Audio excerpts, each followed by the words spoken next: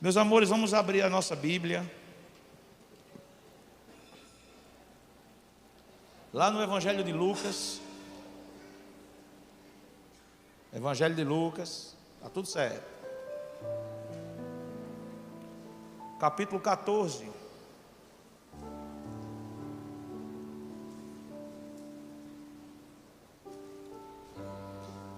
A partir do verso 25.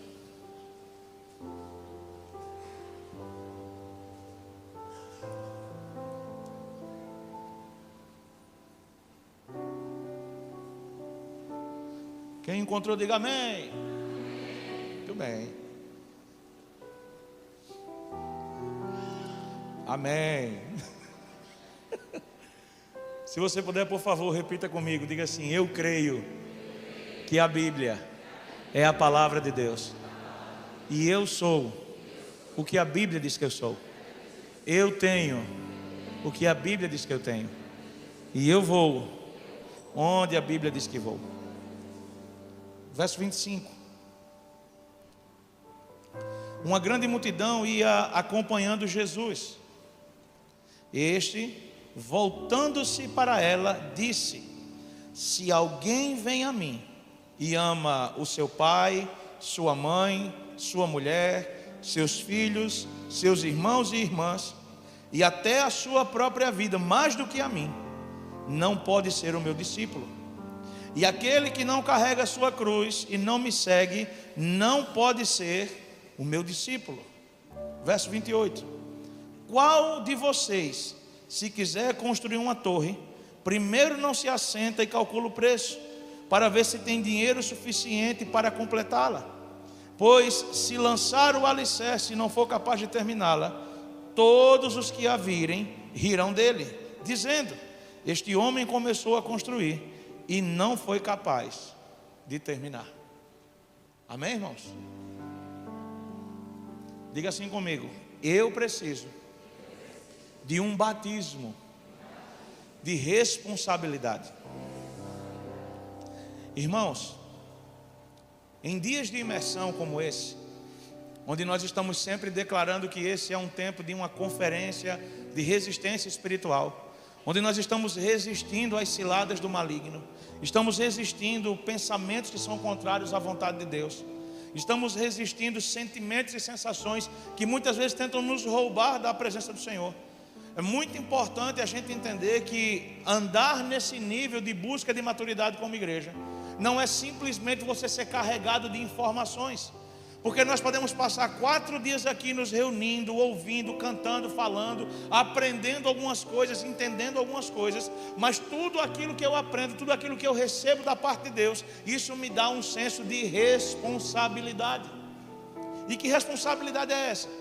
É que a partir do momento em que eu passo a conhecer alguma coisa, é que a partir do momento que eu passo a entender alguma coisa, eu preciso ser responsável por aquilo que eu entendo e compreendo. Amém? Você sabe, a criança, o bebezinho, ou a criança que começou a andar, que começou a falar, e que está aprendendo ainda, está compreendendo as coisas, há um tempo na vida dela que ela não tem responsabilidade sobre as suas ações. É por isso que, se você observar, quando uma pessoa de menor viaja, ela recebe um documento, onde naquele documento diz quem é o seu responsável. Por quê? Porque aquela pessoa ainda não tem autonomia para decidir sobre todas as coisas. Aquela pessoa ainda não tem compreensão, não tem lastro, não tem maturidade para responder sobre muitos dos seus atos, especificamente uma criança. Agora, se nós trouxermos isso para um âmbito comportamental, existem coisas que a criança olha e ela não entende que aquilo pode machucar. Se você tiver com um bebezinho no colo e você deixar uma faca lá na frente, ela vai pegar a faca e vai se machucar, porque na cabeça dela todas as coisas que estão ali é para ela pegar. Ela não tem o senso de responsabilidade. Então quem é que tem que ser responsável para que aquela criança não corra o risco de se machucar? É o adulto, não é? É o seu responsável. Então sempre que alguém é irresponsável com a criança, ela acaba se machucando. Sabe, a criança, ela olha aquela bendita daquela tomada, e vê aqueles buraquinhos, e na cabeça dela, automaticamente elas têm que colocar o dedo lá. E ela vai e coloca. Leva um beliscão às vezes, né? Leva um choquezinho. E algo mais profundo acontece. Tem algumas crianças que recebem uma unção diferente. Elas arrumam uma caneta, um pedaço de pau, e elas acham que aquilo foi feito para ser colocado naquele lugar. Não é isso? Quem aqui já levou um choque colocando dentro da tomada? Eita, modo irresponsável. Eu já levei. Coloquei uma caneta para ver o que acontecia. Pense no pipoco. Aí, manhã, o que foi isso? Eu digo, meu Deus, não sei, manhã. Apagou tudo. Eu morrendo de medo de ter queimado a televisão. Por quê? Porque há uma irresponsabilidade. Mas a partir do momento que você passa a entender que aquilo é errado, a partir do momento que você passa a entender que aquilo te traz risco, e você decide continuar vivendo nisso, a responsabilidade agora é sua. Por quê, irmãos? Porque há uma falta de conhecimento e uma falta de maturidade que nos protege. Então muitas vezes a gente faz coisas que desagradam o Senhor, mas a gente não aprendeu que aquilo desagradava a Deus. Nós fazemos muitas vezes escolhas que são desagradáveis, que vão de encontro à palavra, porque nós não havíamos aprendido que aquilo era desagradável ao Senhor e ia de encontro às verdades de Deus. Mas a partir do momento em que eu sou emancipado sobre uma informação, em que eu passo a ter entendimento, que eu passo a ter compreensão, isso me dá um senso de responsabilidade. Quer ver um exemplo? Quando você morava com seus pais, pelo menos a maioria de nós, você na sua cabeça, o seu pai, ele tinha dinheiro infinito. Não é assim? Na sua cabeça, o dinheiro da sua mãe jamais acabará. Então tu via aquele brinquedo de 500 reais, dizia, pai, me dá um. O coitado do pai ganhando 600, dizia, então estude. Que era o tempo que ele ia juntando até poder comprar o brinquedo. Quando você se torna adulto e começa a trabalhar, meu amigo, pense num ser humano que se torna miserável, é você. Quando tu paga a primeira conta de energia, eita a primeira conta de água, quando tu descobre que tu tem que pagar a internet da tua casa, gente, não está pegando não meu WhatsApp. O que foi que houve? Oh meu Deus, cortaram a minha internet. Gente, eu me lembro quando eu e Moura nós nos casamos, a gente foi fazer a primeira feira.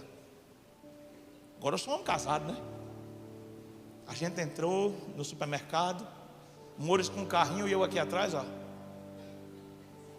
mostrando a aliança assim, sou casado. Aí Moura entrou num corredor muito estranho.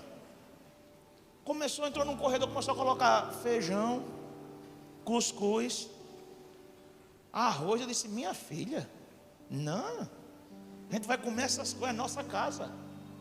Vamos comprar biscoito recheado, batata frita. Ela olhou para mim e disse, meu filho, você vai comer tanto cuscuz na sua vida que você nem imagina.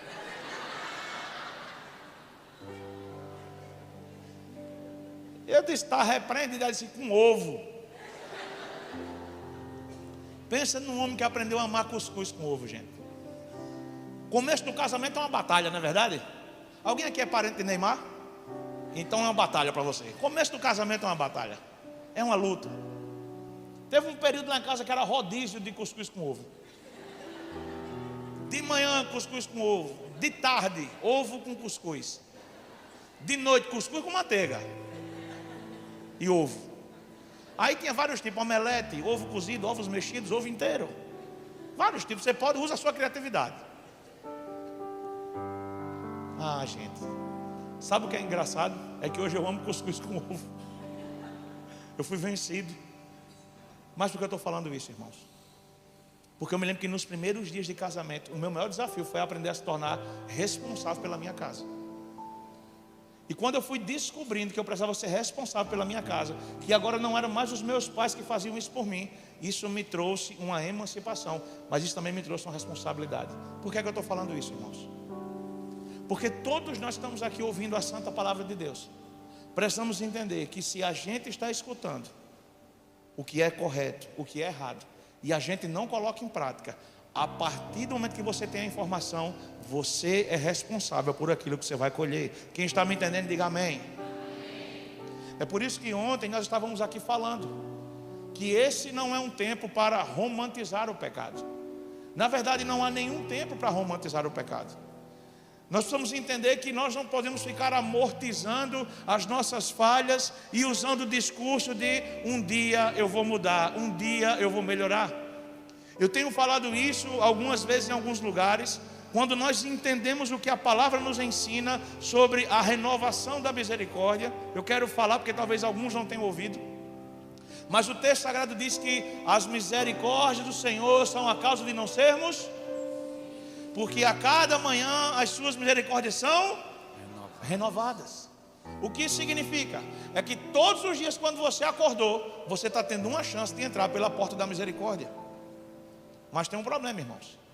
Quem é que garante que tu vai acordar amanhã? Vai que tu bata a caçuleta dormindo, que ninguém morra em nome de Jesus. Estou ouvindo essa mensagem, amém? Mas irmãos, deixa eu falar para você, nós não sabemos o tempo que nós temos aqui nessa terra. A misericórdia se renova amanhã. Isso não é uma garantia de que a sua vida amanhã vai estar aqui de novo. É por isso que o tempo de entrar no lugar de obediência, num lugar de abrir mão de tudo aquilo que me afasta de Cristo, não é amanhã porque a misericórdia ainda está lá, é hoje porque eu ainda estou aqui, amém?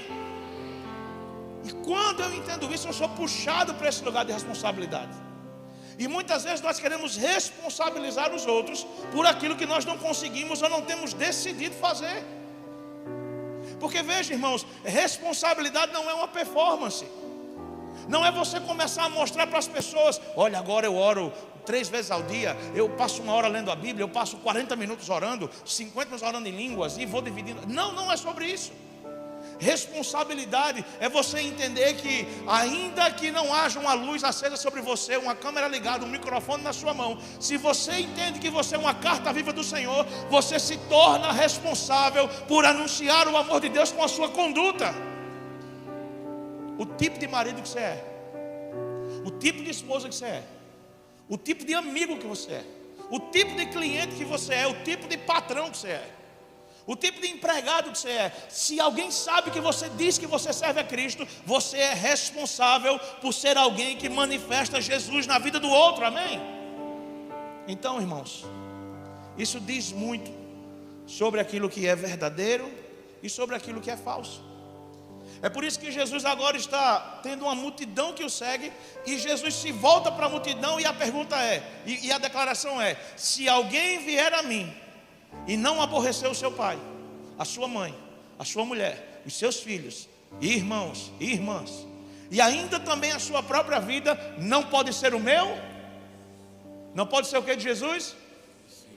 Gente, fala a verdade, porque é tão bonito a gente falar isso. É, pastor, quem não aborrecer a mãe, a esposa, o pai, parece que Jesus está dizendo assim, ó: brigue com todo mundo e me siga. Não é isso que ele está falando. O que Jesus está dizendo é: se as pessoas que você mais ama, se as pessoas que você tem mais apreço, se as pessoas que você tem mais carinho, mais diligência, mais cuidado. Gente, quem ama mais um filho do que uma mãe saudável? Digo uma mãe de verdade, não é alguém que gera, deixa no mundo e não está nem aí não. Falando de uma mãe. Quem é que ama um filho como uma mãe? A mãe olha para o filho tem nada, ele está doente. Aí a pessoa diz: como é que tu sabe? Eu estou sentindo. Bota um termômetro dentro, 39 de grau. A mãe descobre isso. Tu chega sorrindo, a mãe diz: por que é que você está triste? Como é que a senhora sabe que eu estou triste?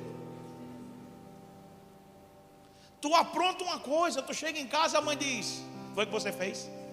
Mas um segredo tão bem guardado.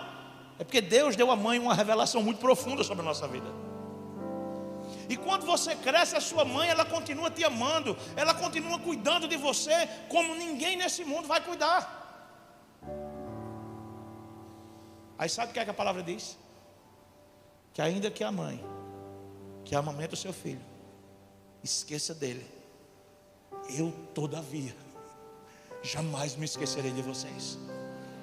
O que o Senhor está dizendo é: se o amor mais inquestionável desse mundo for capaz de ser questionável, eu quero que você saiba que o meu amor não, o meu amor por você é para sempre.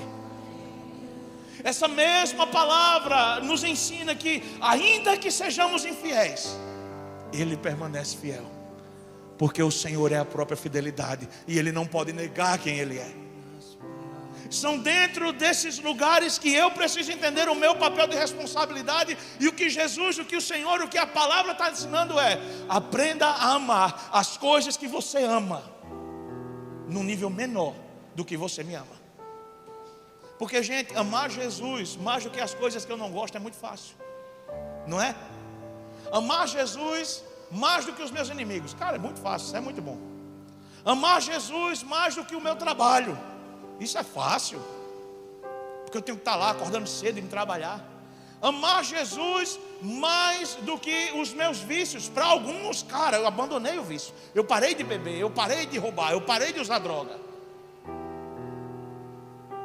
Parece que a gente já atingiu a média, mas o que Jesus está dizendo é: você vai descobrir que você é mesmo de verdade, que você pode ser meu discípulo, que você pode ser meu representante, que você pode se parecer comigo, quando você conseguir amar a minha vida mais do que você ama as coisas que você mais ama nesse mundo, mais do que você ama as coisas que você, as pessoas que você mais ama nesse mundo. Gente, quando eu me casei com a minha esposa, eu me tornei uma só carne com ela.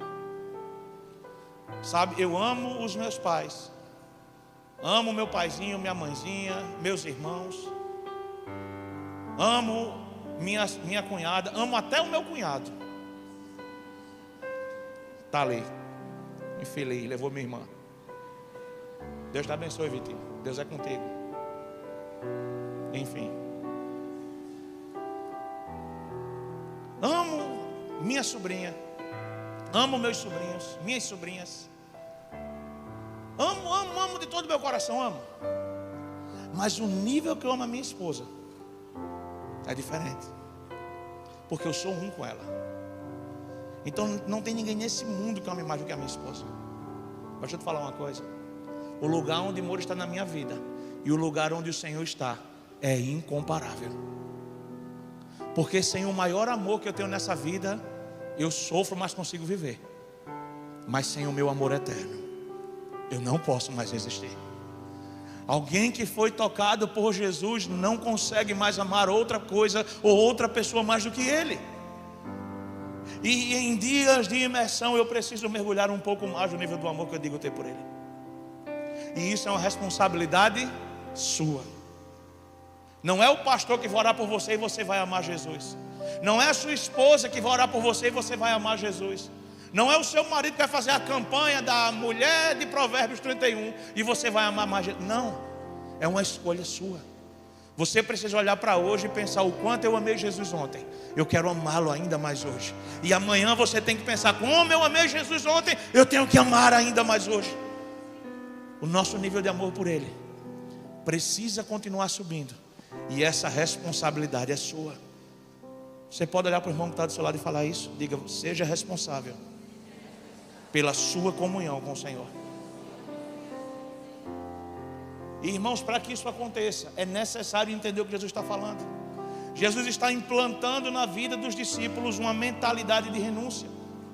E essa mentalidade de renúncia precisa dominar os nossos pensamentos e influenciar as nossas ações. E qual é a mentalidade da renúncia? A mentalidade da renúncia não é eu falando: André, você precisa dar o seu tênis de presente para o Felipe.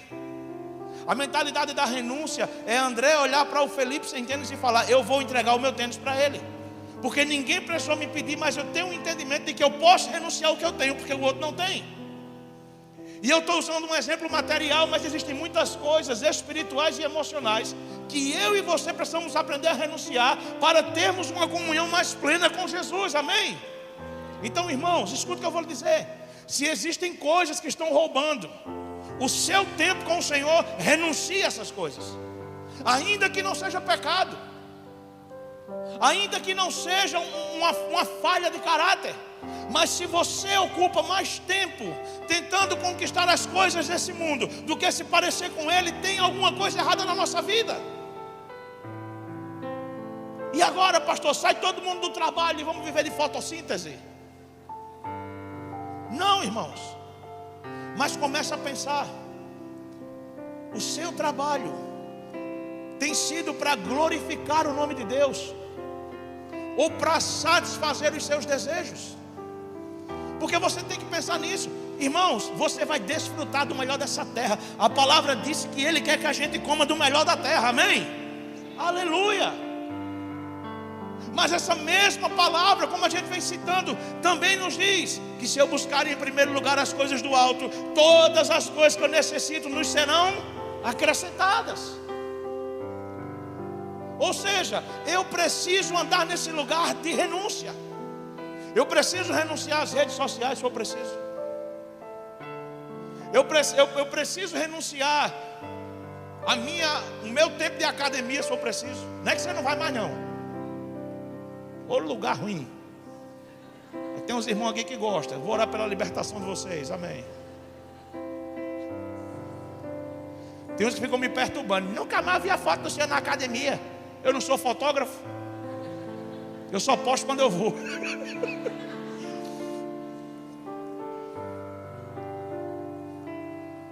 Irmãos, o que eu estou falando está lá na academia, naquele lugar terrível, escuro, frio, pagando para sofrer. Fica lá dizendo: Deus, é por causa de Adão. Adão, porque desobedeceste o Senhor. Eu deveria ser sarado.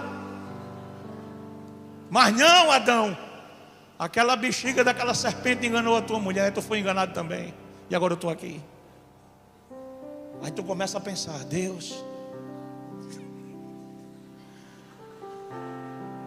Senhor, me perdoa. Porque tantas vezes eu sou Adão na vida do outro. Eu estou fazendo um exercício errado de propósito, que eu sou Adão. Cadê Xeleco para me ajudar? Vai, Xeleco, faz esse certo aí. Aí tu começa, tá lá na academia, naquela bendita da esteira, figurinha, naquela bendita da esteira, correndo. Você sabe como é que alguém corre? Aí tu começa a lembrar: Senhor, eu estou aqui correndo nessa esteira e não saio do lugar. Que a minha vida espiritual não seja assim. Eu não quero ser alguém como corre sem ter destino, como Paulo me ensina. Eu quero correr para um lugar, para um propósito. É possível estar na academia e continuar glorificando o nome do Senhor, amém? É possível tu estar no teu trabalho. Imagina você que trabalha no telemarketing. Olá, Senhor, bom dia. Estou ligando para fazer uma proposta para o seu pagamento.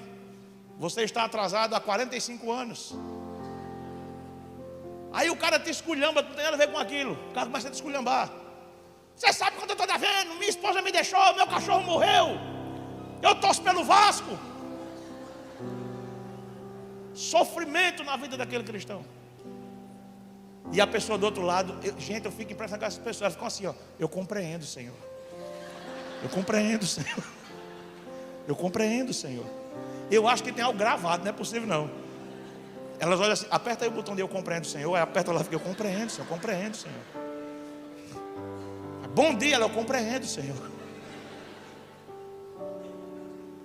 Mas aquele lugar, irmão, tu está ali tendo uma oportunidade de dizer: Senhor, trabalha o meu fruto do Espírito, que é o domínio próprio. Que eu queria mandar esse irmão para Baixa da Égua. Você que não é do Nordeste está nos ouvindo. Baixa da Égua é lugares distantes.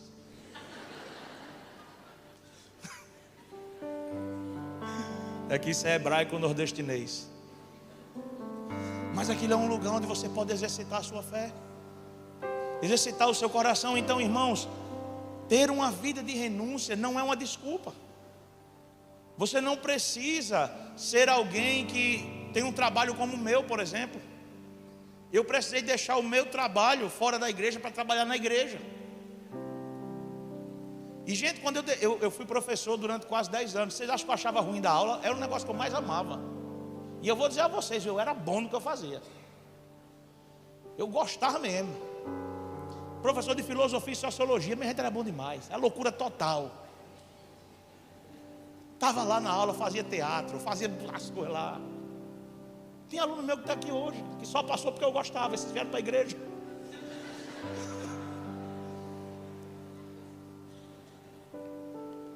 Mas chegou um tempo que a igreja disse assim: pastor, o senhor precisa sair da escola, porque a igreja precisa do senhor aqui mais tempo. Aí eu disse: meu Deus, a igreja pode me pagar o que a escola me paga? Não. E aí eu digo: então eu vou sair, né? E saí. E estou aqui. Irmão, deixa eu falar para você. Renunciar coisas que nós amamos pelo Senhor faz com que você viva coisas que você jamais viveria se você não tivesse renunciado. Irmãos, hoje eu vivo coisas no Senhor para o reino de Deus que se eu não tivesse sido obediente eu não estaria vivendo. Mas deixa eu falar para você, talvez o seu seja o contrário. Talvez você quer muito ser um pastor como eu, e Deus quer que você seja um empresário, porque Ele te deu habilidades para isso. Talvez Deus quer que você seja um professor. Talvez Deus quer que você seja o porteiro de um prédio, que vai estar lá recebendo as pessoas todos os dias, e alguém dizendo: rapaz, esse homem é tão calmo, é tão tranquilo. Por que? Tu vai dizer: porque o Espírito Santo governa a minha vida. Abrindo porta, fechando porta, abrindo porta, fechando porta, abrindo porta, fechando porta, recebendo as pessoas. Irmãos, quer comais, quer bebais, quer façais qualquer outra coisa, faça para a glória do Senhor, amém? Não há desculpa. Essa história de eu não tenho tempo, eu não está no meu momento ainda, tudo isso é desculpa. Quem deseja ter uma vida com Jesus precisa aprender a renunciar a muitas coisas. Precisa aprender a amar Jesus mais do que todos que você ama e mais do que você mesmo, amém? Irmãos, abre a sua Bíblia, Lucas capítulo 11, capítulo 15. Depois do capítulo 14, no capítulo 15 Jesus conta 3 parábolas. Eu quero ler uma delas. Lucas capítulo 15, verso 11.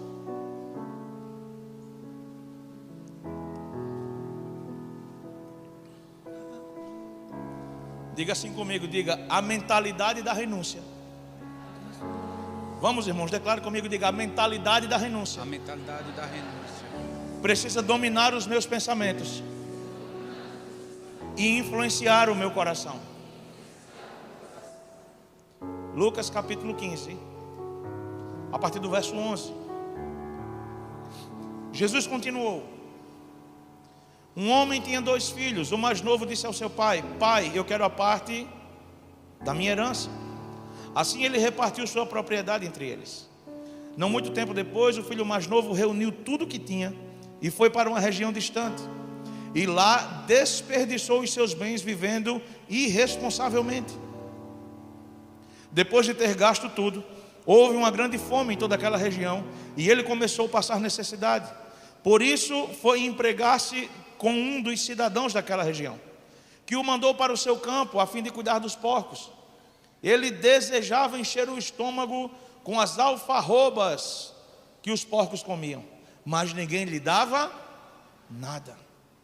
Caindo em si, ele disse: quantos empregados de meu pai têm comida de sobra, e eu aqui morrendo de fome? Eu me porei a caminho e voltarei para o meu pai, e lhe direi: pai, pequei contra o céu e contra ti, não sou mais digno de ser chamado teu filho, trata-me como um dos teus empregados. A seguir, levantou-se e foi para o seu pai. Estando ainda longe, o seu pai o viu, e cheio de compaixão correu para o seu filho, e o abraçou e o beijou. O filho disse: pai, pequei contra o céu e contra ti, não sou mais digno de ser chamado teu filho. Mas o pai disse aos seus servos: depressa, tragam a melhor roupa e vistam nele, coloquem um anel em seu dedo e calçados em seus pés, tragam um novilho cevado e matem-no. Vamos fazer uma festa e nos alegrarmos, pois este meu filho estava morto e ressuscitou, estava perdido e se encontrou, e começaram a festejar o seu regresso. Enquanto isso, o filho mais velho estava no campo. Quando se aproximou da casa, ouviu a música e a dança. Então chamou um dos servos e perguntou-lhe o que estava acontecendo. E este lhe respondeu dizendo: seu irmão voltou, e o seu pai matou o novilho cevado, porque o recebeu de volta são e salvo. O filho mais velho encheu-se de ira e não quis entrar. Então o seu pai saiu e insistiu com ele. Mas ele respondeu ao seu pai dizendo: olha, todos estes anos eu tenho trabalhado como um escravo ao teu serviço e nunca desobedeci às tuas ordens. Mas tu nunca me deste nenhum cabrito para que eu festejasse com os meus amigos. Mas quando volta para casa esse teu filho, que esbanjou os teus bens com as prostitutas, matas o novilho gordo para ele. Disse o pai: meu filho, você está sempre comigo, e tudo que tenho é seu. Mas nós tínhamos que celebrar a volta deste seu irmão e alegrar-nos, porque ele estava morto e voltou à vida. Ele estava perdido e foi achado. Irmãos, eu estou convencido de que quando o Senhor Jesus ele conta essa parábola, ele está tentando transferir para nós uma compreensão de mentalidade. Você lembra quando Paulo lá na carta aos Romanos, no capítulo 12, ele diz assim, ó: e não vos conformeis com este século, antes transformai-vos pela renovação do vosso entendimento, para que experimenteis e comproveis qual seja a boa, agradável e perfeita vontade de quem? De Deus. O que é que Paulo está ensinando? É que tudo aquilo que Deus me chama para viver só vai ser produzido em ação se isso gerar primeiro uma transformação no meu entendimento. Porque, irmão, você não é capaz de executar aquilo que você não entende. Você não é capaz de fazer com destreza aquilo que você não aprendeu. Você precisa entender que os maiores mestres desse mundo um dia foram apenas alunos. O problema é que muitos de nós queremos ser os mestres sem passar pela sala do ensino. Nós queremos ser um grande edifício sem antes ser um pequeno alicerce.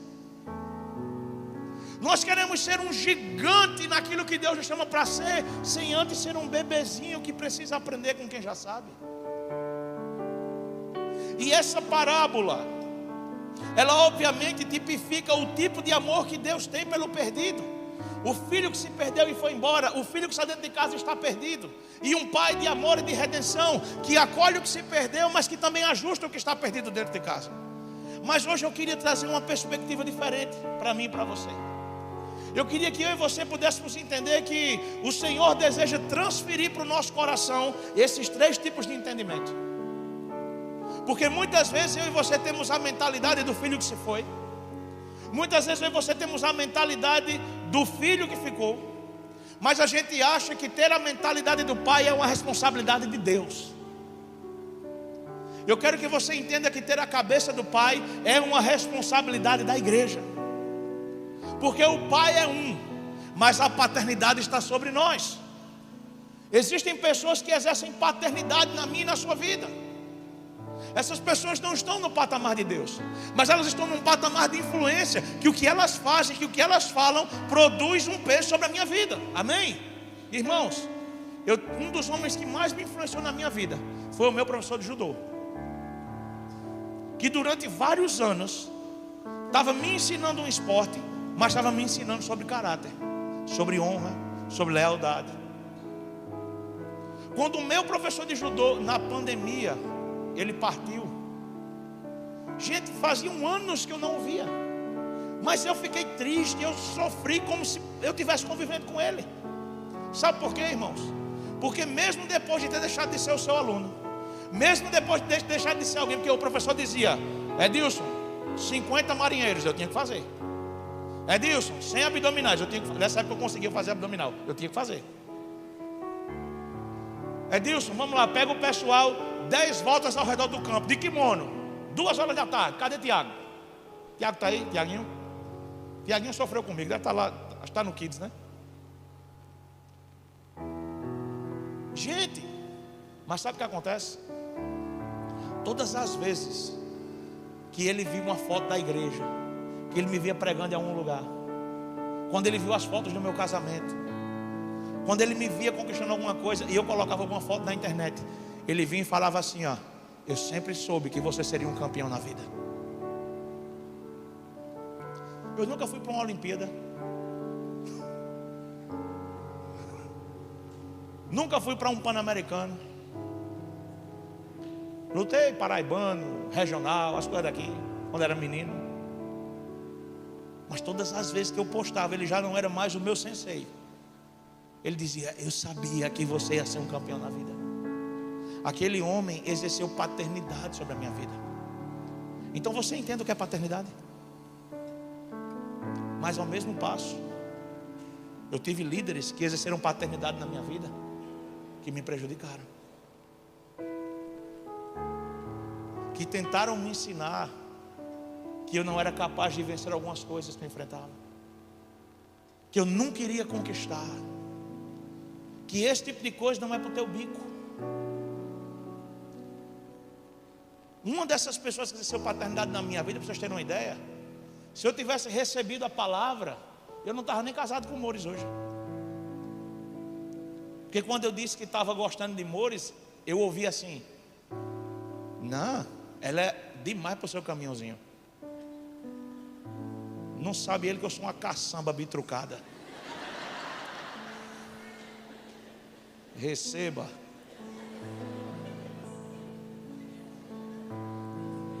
Mais menino. Eu digo: Irmãos, talvez na sua vida você lembre de pessoas que exerceram paternidade positiva,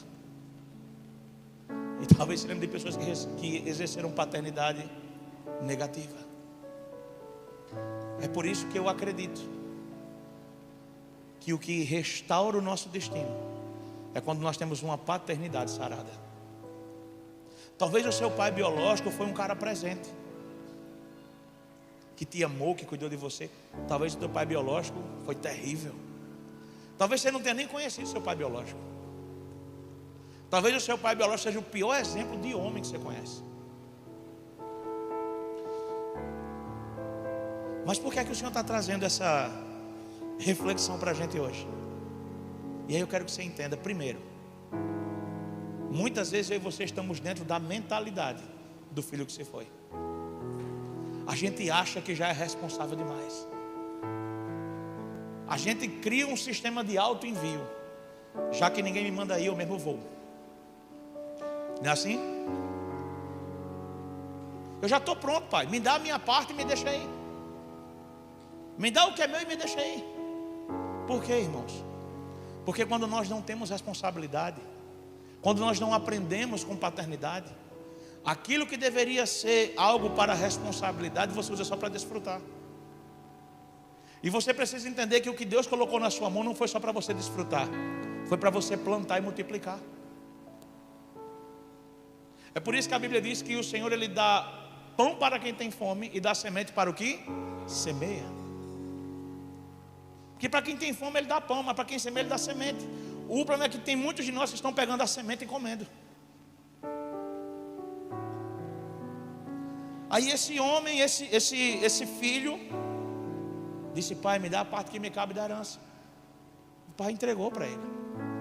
Quem é que pede herança para o pai? Quem é que recebe a herança do pai? É o filho que o pai morreu. Herança a gente só recebe quando os nossos pais partem, se eles deixaram alguma herança. Às vezes deixa dívida.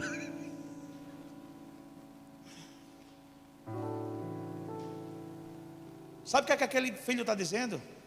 Pai, para mim é como se eu tivesse morrido. Me dá a minha herança. Eu não quero paternidade, eu quero você. Sabe por quê, irmãos? Muitas pessoas vão dizer assim: Deus é meu pai, ou o meu pastor é meu pai espiritual.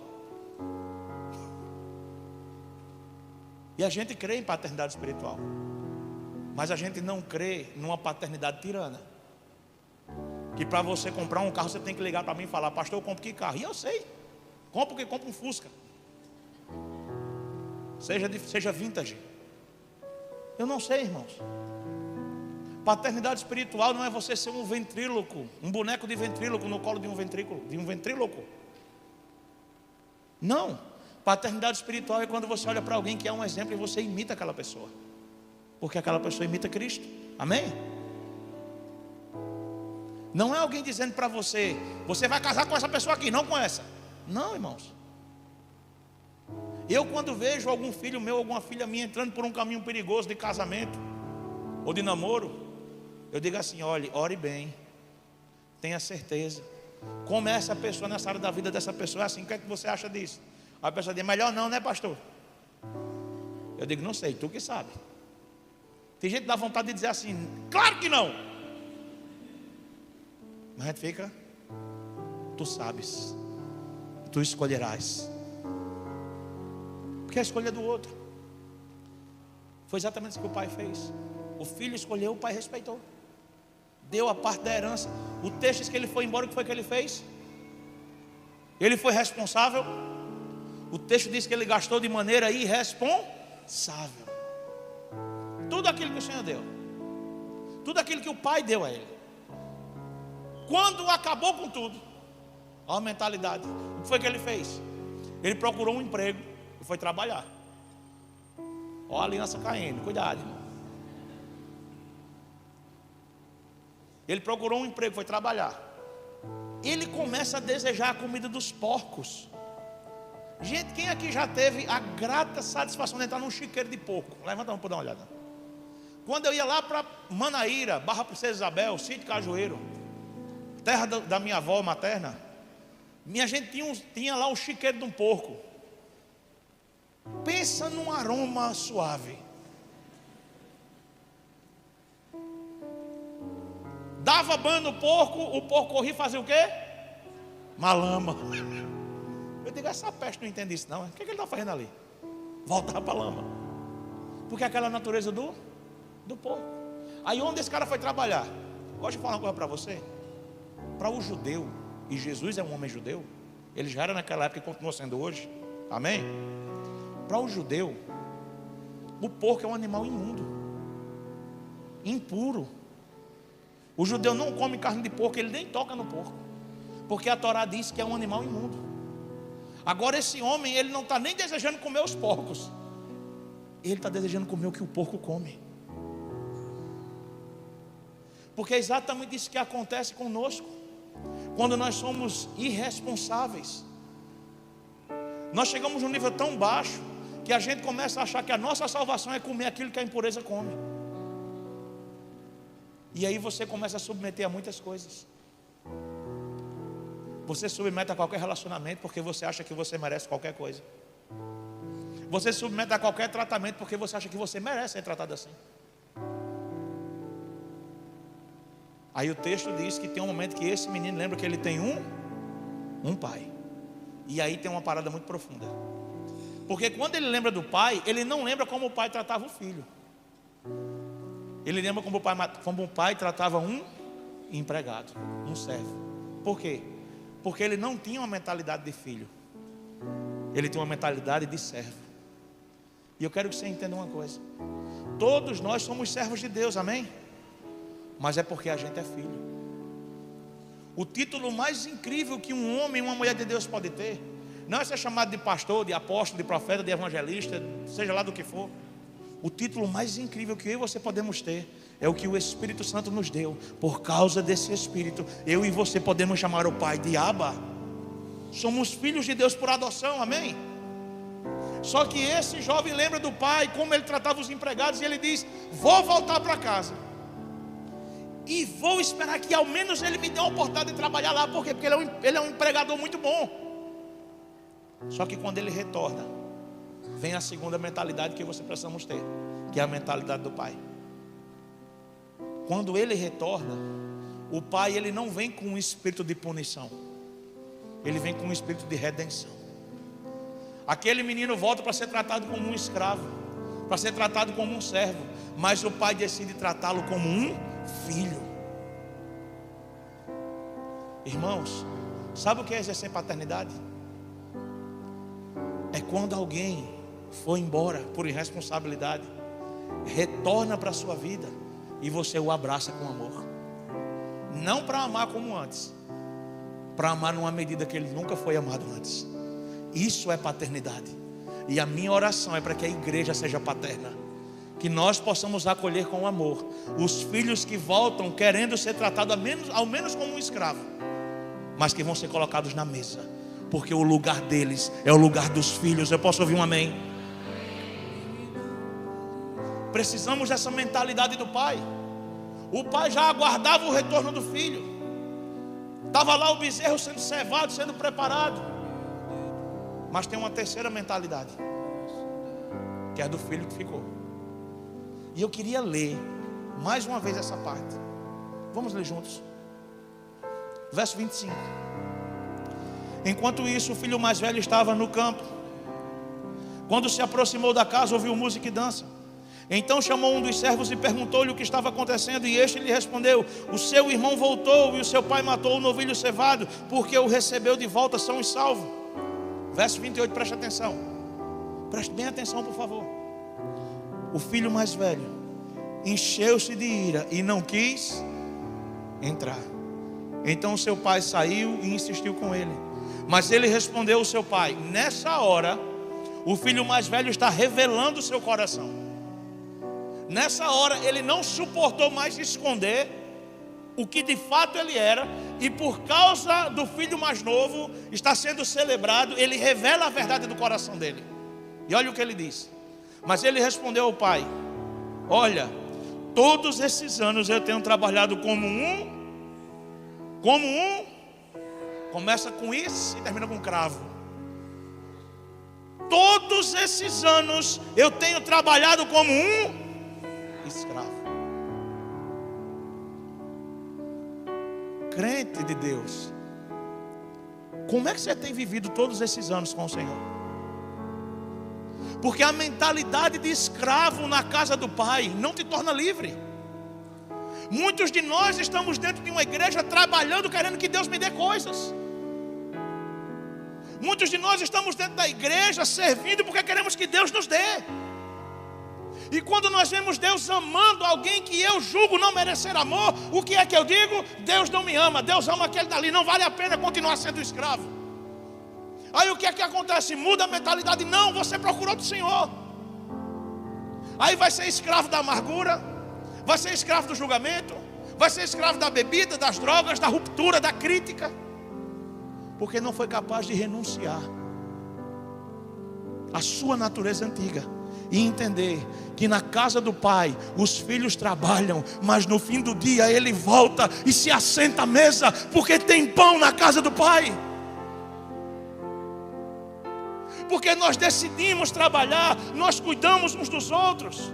Existe uma hierarquia na igreja de responsabilidade, mas quando nós nos assentamos à mesa, somos todos filhos do mesmo Pai. E como filho, como irmão, eu tenho uma responsabilidade. E essa responsabilidade é: eu me alegro quando o meu irmão perdido volta para casa. Irmãos, só consegue enxergar a redenção em quem te feriu. Só consegue enxergar a redenção em quem te marcou. Só consegue enxergar a redenção em quem te magoou, quando você está dominado pelo Espírito da paternidade. O Espírito do Pai, que continua preparando uma festa para os perdidos. Igreja do Senhor. Nesse momento nós temos muitos irmãos nossos que estão desviados, afastados do Evangelho, porque foram feridos por uma paternidade manipuladora que não era saudável. Muitos criaram uma orgeriza por igreja, porque olharam para um homem defraudador e olharam para ele como se ele fosse o representante da igreja. Muitos estão lá fora porque estão dominados pela vergonha e não conseguem retornar para o lugar da mesa porque se acham indignos. Irmãos, sabe de quem é a culpa de tudo isso? Sabe? É nossa. É nossa, sabe por quê? Porque nós não estamos entendendo a mentalidade do Pai e continuamos nos portando como o irmão mais velho. Mas escute, porque dentro desse lugar existe um nível de responsabilidade que é individual. Existe essa responsabilidade coletiva, mas há uma responsabilidade individual. E que responsabilidade é essa?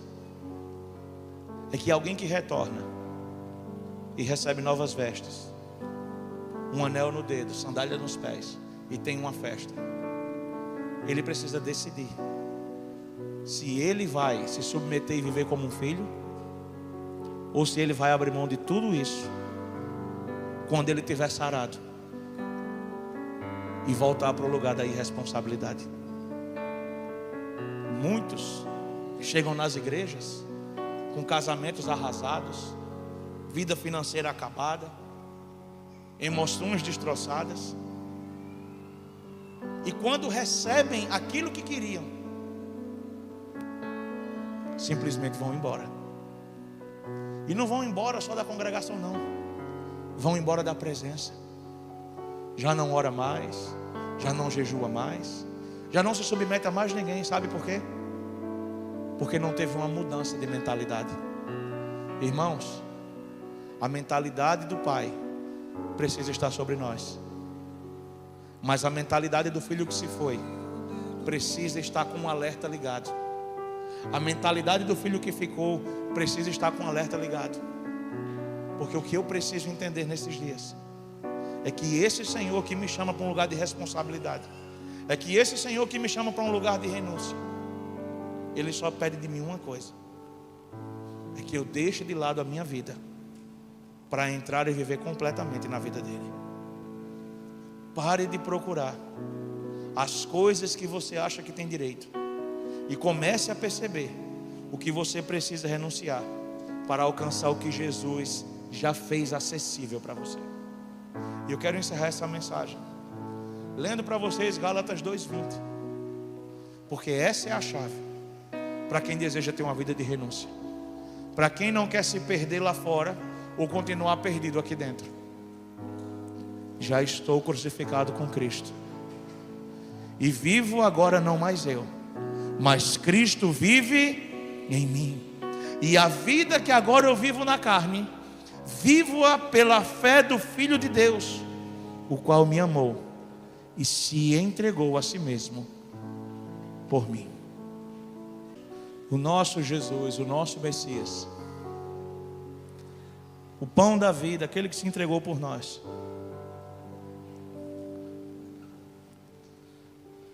pouco antes de ir para a cruz, o Evangelho de João diz que ele está falando para os discípulos: aqueles que têm os meus mandamentos e os guarda, este é o que me ama.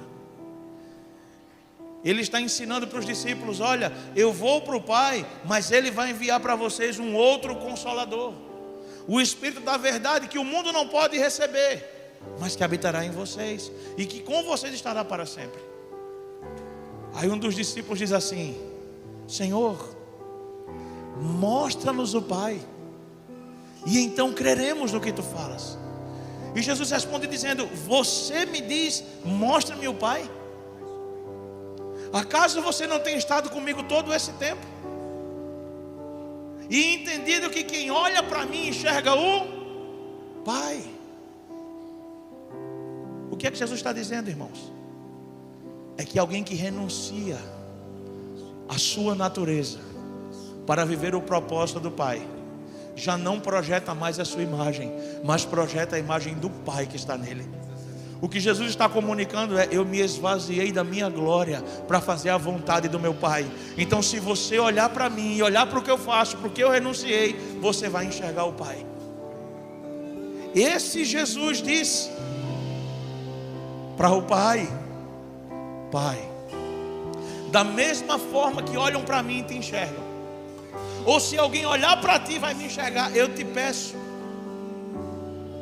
que quando olharem para eles, enxerguem a mim. assim como quando o Senhor me olha, o Senhor enxerga cada um deles. O que Jesus está dizendo, o que o nosso irmão mais velho está ensinando, é que ele não se entristece quando os errados voltam. Porque, irmão, sabe qual era o desejo do pai? O desejo do pai não era precisar ter corrido para encontrar o filho. O desejo do pai era que o irmão mais velho tivesse encontrado o irmão e tivesse dito: pai, o meu irmão voltou, vamos celebrar com ele. Nós temos um irmão mais velho. Esse irmão mais velho se chama Jesus Cristo, amém? E sabe o que foi que ele disse?